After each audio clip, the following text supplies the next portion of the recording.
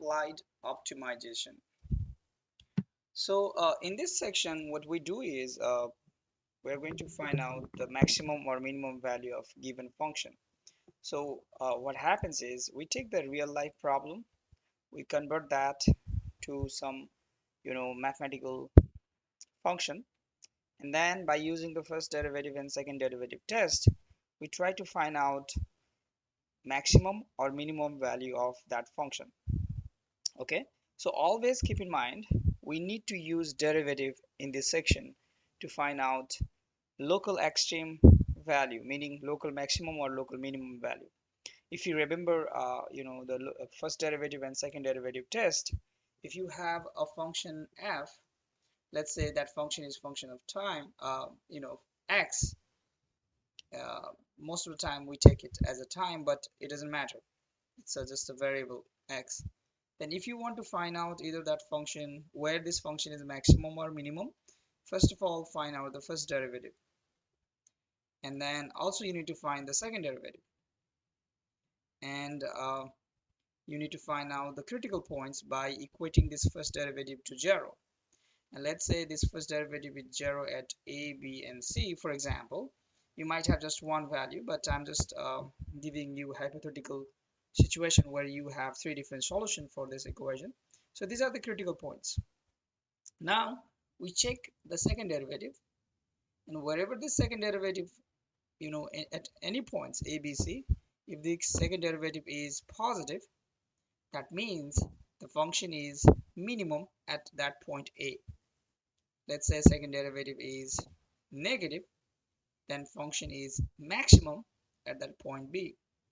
And let's say second derivative at c is 0, that means we cannot say either it's maximum or minimum using the second derivative test.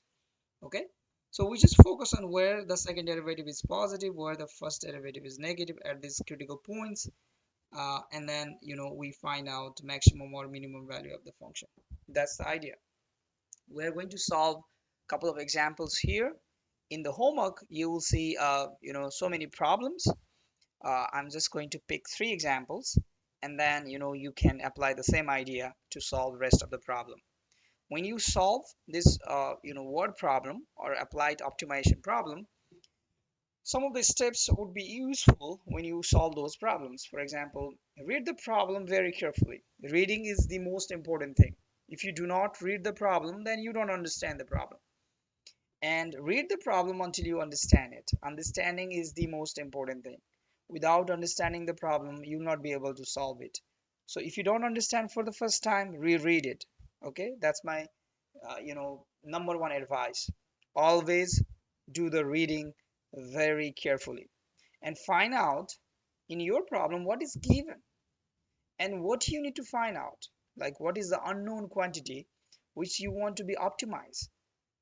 uh, you have to be serious what function you are trying to optimize, and you have to find out, you have to express that function in terms of some variable. And to understand the problem more, you can draw a picture and then label any part that may be important to the problem. So drawing picture, if it's possible, is always helpful.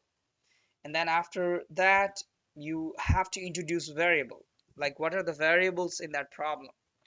Okay, list every relation in the picture and in the problem as an equation or algebraic expression, and identify unknown variable. Write an equation for unknown quantity. If you can, express the unknown as a function of a single variable or in two equations in two unknowns. This may require considerable manipulation. Okay, and test the critical points and endpoints in the domain of unknown.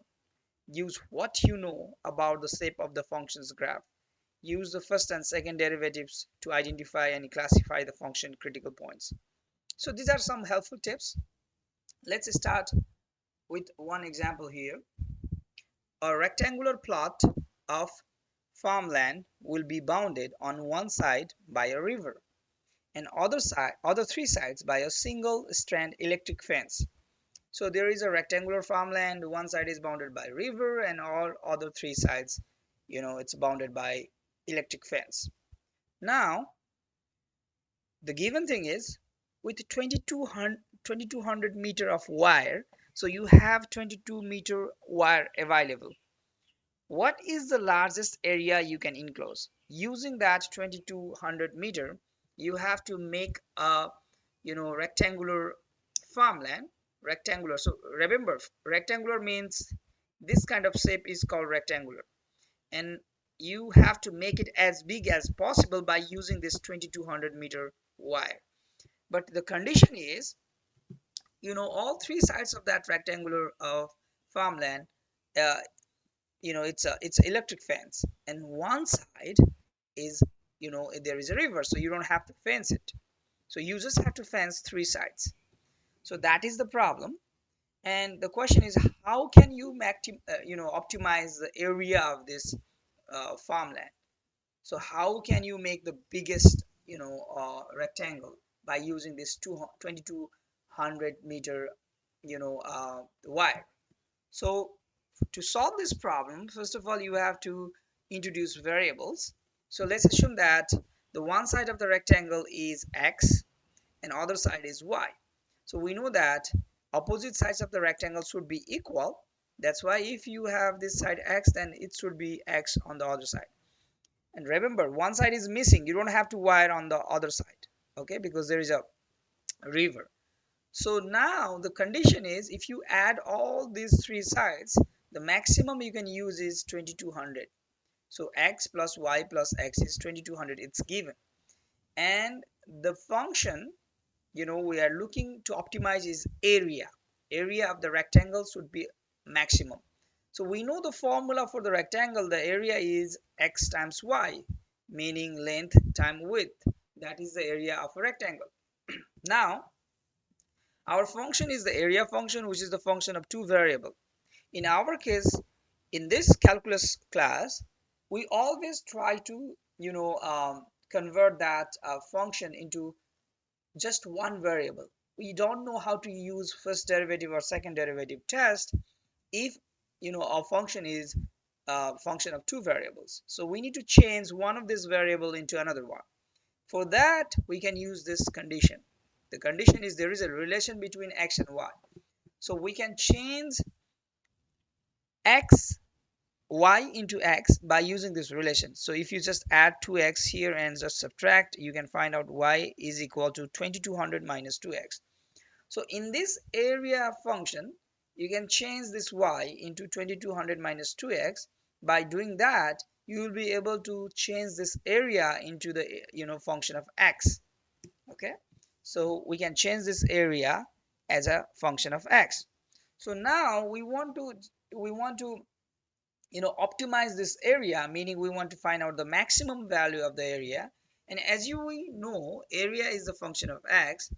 To maximize any function or minimize any function, to find out the maximum or minimum value, we are going to use second derivative test. For that, we need to find out the first derivative of this function, which is 2200 minus 4x by using power rule. And if you try to find out the second derivative would be negative 4. So meaning, whatever critical points you are going to find out from here, at any point the second derivative is negative. If second derivative is negative, then that function would be maximum at any critical points you will be able to find out from here. Okay, but we need to find out what is the critical point here, and that can be found by equating this first derivative to 0 and solve for x. And if you solve for x, that will give you 550 for the value of x. So at this value of x, the second derivative is negative, because the second derivative is negative anyway at any point. So the second derivative would be also negative for this point as well. So what we can say is, area would be maximum if the value of x is 550. But in this problem, if you look at the problem, we need to find out the dimension of this rectangle. Dimension means both x and y. So now we found x, which is 550 miles. Oh, sorry, it's a meter. We found the x, which is 550 meter. Now we can find the y by using this relation. So we just plug x equal to 550 here, and if we do the simplification, it will give us 1100. So the conclusion is, if we create a rectangle with one side 550 meter and another side 1100 meter, then that will be the maximum area we can create by using this 2200 meter of wire. So the conclusion, to enclose the largest area dimension, to enclose the largest area, dimensions should be 550 meter by 1100 meter. Okay, let's go to the another example. In this question, what are the dimensions of the lightest open top right circular cylinder can that will hold a volume of 125 centimeter cube? So there is a can, which is a right circular cylinder. This is the structure of right circular cylinder, where one side of the can is open, there is no lid, but other side is closed. Okay, now focus on the word here. We need to find out the dimension of this can. So dimension means whenever we are talking about the right circular cylinder, there are two dimensions we are going to focus on. One is radius of the circle on the top one and the bottom one, and another one is the height of this height of this circular cylinder. So these are the two dimensions we have, radius and then height. Okay, and now focus on here. We want to find out the lightest mean there are two things we can play with here in the circular cylinder. One is surface area, another one is volume. If you are talking about the weight, that means you are talking about the surface area, and there is a formula for finding the surface area. The surface area can be found by finding the area of the bottom circle, area of the top circle, and area of this body. Okay, but in this particular problem the top circle is open, so we don't have to include the area of the top circle. So the area of the bottom circle, as you can see, it's a pi r square if the radius is r. An area of this body part would be, if you cut this circular cylinder, you will be able to see this kind of rectangle, and this side of the rectangle comes from the circumference of this circle, which is 2 pi r, and then height is h. So the area of this body part is 2 pi r times h. Okay, because that's the area of the rectangle.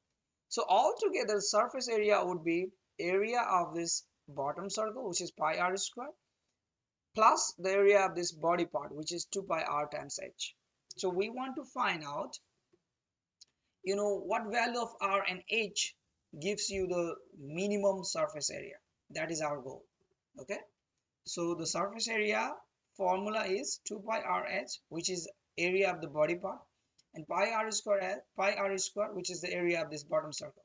We want to find out the minimum value of this surface area. So remember, to find out the maximum or minimum, we're going to use second derivative test. So we need to find out the derivative of this surface area with respect to one variable, but here there are two variables, radius and height. So what we have to do is we need to change one of the variable into another one, but for that we need a relation between them. So in this problem we have given one relation, that is the volume of this can should be 125 centimeter cube. So we know the volume of the can, this type of can, there is a formula which is pi times r square times h, and then volume should be 125. So it gives you the relation between r and h. So if I try to solve for h would be 125 over pi r square. This is the relation between radius and height. So next what we are going to do is we're going to express this surface area as a function of radius. So we just replace this height by 125 over pi r square. By doing that, now we can find out, after simplification we can just cancel this pi and r and r. This is the function of r, function of radius. This surface area is the function of radius. So we can find out the first derivative of this surface area with respect to radius, and that will be negative 250 over r square plus 2 pi r, okay, by using the power rule. Since we are trying to use a second derivative test, we also have to find out the second derivative. If you find the second derivative of the derivative of this one and this one, you will be able to see the value would be 2 times 250 divided by r cube plus 2 pi. No matter what radius you take, this value would be always positive. Meaning is, After finding the critical point by equating this first derivative 0, the surface area would be minimum because the second derivative is positive at that critical point. So our goal is to find the critical point. For finding the critical point, we equate this first derivative to 0 and solve for r. This is the equation, and then we solve. We bring everything on the all the r on the one side and everything else on the other side. And if you solve for r, the radius would be 5 over cube root of pi. Okay, so to make this surface area minimum, the radius has to be 5 over cube root of pi. But in this problem, we need to find the dimension. Dimension means not only the radius, we also have to find out the height, because for the circular cylinder, this circular cylinder, dimension means it's a radius and height both. Radius and height both. So we know that height is 125 over pi r square. So we are going to plug the value of r here and do the simplification, and that will give us the height. So we are going to get lightest open top right circular cylinder. Lightest means minimum surface area with this radius and with this height by using the second derivative test. This is the last problem here. A small island is 6 miles from the nearest point P on the straight shoreline of a large lake. If a woman on the island can row a boat 3 miles per hour and can walk 4 miles per hour, where should the boat be landed in order to arrive at a town 50 miles down the shore from P in the least time? So here we're trying to find out the least time this woman would need to go from island to town.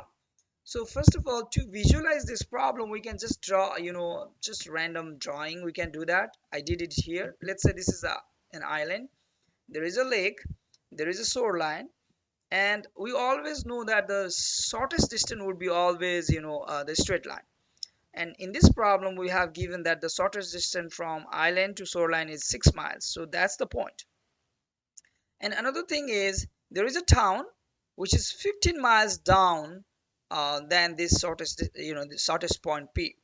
So now we also have another situation given. This woman can row a boat 3 miles per hour and then can walk 4 miles per hour 4 miles per hour. So our goal is, where should she land her boat on this shoreline such that she needs less time to go from island to the town. So so what we can do is, we can just say that, okay, let's assume that she should land here, which is x distance from the point P towards the town. Let's say that is the point. Okay, since if this is the x from point P, then the leftover she has to walk is 15 minus x, because altogether that's a 15 miles from point P. So now, to find out the total time, we need to find out this distance, which is hypotenuse of this right angle triangle. And then for finding this distance, we can use a Pythagoras theorem, which says this distance is actually square root of x square plus 6 square. Okay, and now we need to find out the total time to travel this one, to travel this distance on this lake, to row a boat, and total time to walk from here to here, which is 15 minus x. So if I try to find out the time is, this distance needs total time, because for rowing a boat she needs her speed is 3 miles per hour. So for this distance she needs distance over 3 miles. That gives you the total time to go from here to here, and from here to here, that is total distance divided by her rate, which is 4 miles per hour. So that gives us total time she needs to go from island to the town. Okay, now our goal is to find out the least amount of time, least time, meaning we would like to find out the minimum value of this time. For that, again, we can use a second derivative test. So that's why we need to use first derivative. So find out the derivative of the first one. You can do that by using the chain rule. Find out the derivative of the second one. This is very easy by using the power rule.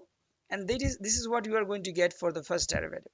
Since we are trying to use the second derivative test, so again use the derivative of this one. So you have to use a quotient rule, and then after simplification, this is what you are going to get. So as you can focus here, the second derivative is no matter what x you are going to take, this would be always positive, meaning whatever critical points you are going to find by equating this first derivative to 0, the time would be minimum at that critical points. So the only thing we need to find out is solve this t prime equal to 0 for x. So if you do that, if you solve this equation, your x would be 18 over square root of 7. Okay, just make this thing equal to 0 and solve for x, and that will be 18 over square root of 17 miles. So the answer is, if you know if the boat is landed 18 over square root of 7 miles down from that point P towards this town, then she needs least amount of time to travel from island to the town.